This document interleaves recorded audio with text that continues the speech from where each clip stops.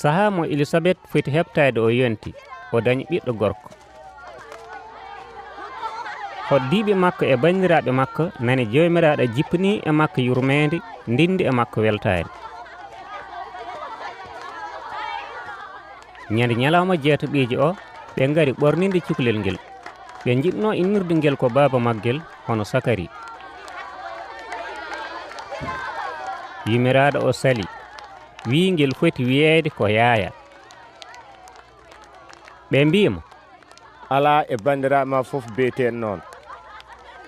ɓe mandini baba maggel ngam namnade hoylu no yiɗi ɓiyum wiye. Sakari namni alluwal windi hen ɗum ɗo inde makko ko Yaaya. Kamɓe fof ɓe kawa.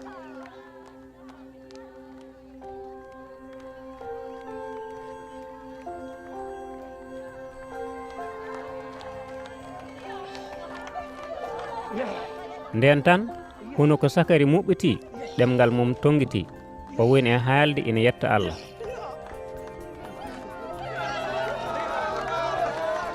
Kulol nangi hoɗɓe e ɗin saraji ɓe fof. Ɗen geɗe fof cari e nder dendagal kaaƴe yude.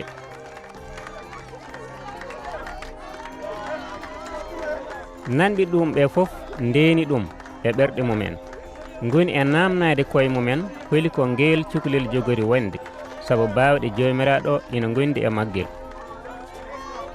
Sakari baba maggel hebbina ruhu ceniɗo o longina woni e wiide jettoɗe godani jomiraɗo Allah Israila o e dow ko yilli e ko sotti leñol mum ko. O feññinani en dandowo mawɗo e leñol Dawuda carwowo makko. O rewnino e kunude annabaɓe makko seniɓe gila awlan. Ma o dandu en e añɓe men. O yaltina men e juuɗe mabɓe. Hono noon o holli taniraɓe men yurmede makko. O siftori aadi makko ceniɗo o hono no wondiranno taani men Ibrahima ni. Ngati o wino ma o yaltin en e juuɗe añɓe men beele eɗen mbawa rewdemo tawa alda e kulol. Gonen nunɗuɓe fewɓe yeeso makko dendagal ñalɗi gurdam men. An ɓinguelam ma wiyoye annabi ɓurɗo towde o. Ngati ma ardo jomiraɗo o ngam fewnande ɗum lawol mum. Ngam andinde yimɓeɓe ma Allah dandir ɗumen yaafuya bakkatuji mumen. Sabu Allah men ko kewɗo yurmede. Ko sababu nde mayre nange fuɗowe jiporto e men beele yeynade wonɓe e niɓɓere e mbeelu mayde ɓe beele omo rewna pele men e lawol deeƴre.